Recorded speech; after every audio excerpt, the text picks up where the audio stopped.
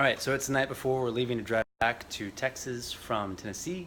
Got 20 hours driving ahead of us and want to talk for a second about mounting iPads in the back of a Model S.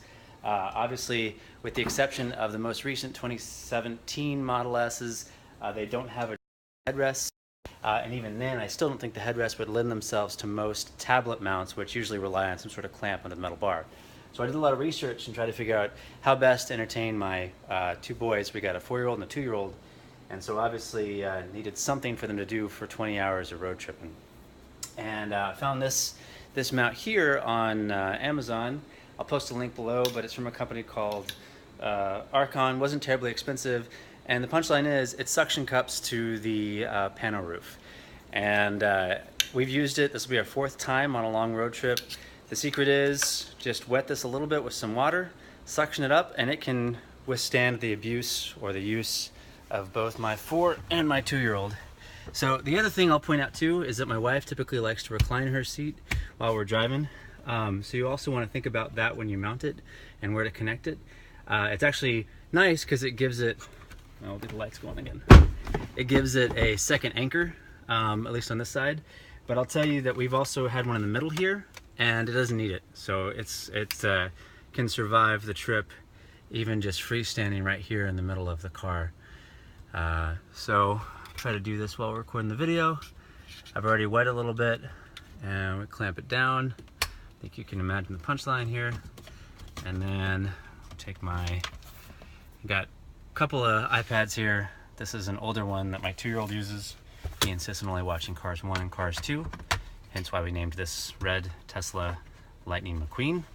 I'm sure any other parents out there know what I'm talking about. Anyway, with that, it's mounted. We'll just adjust it. You can already see I'm kind of moving it around a lot and it's holding up really well.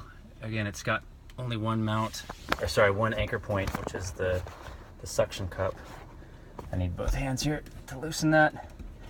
And we can adjust, the light's going again. Can adjust the length of the arm.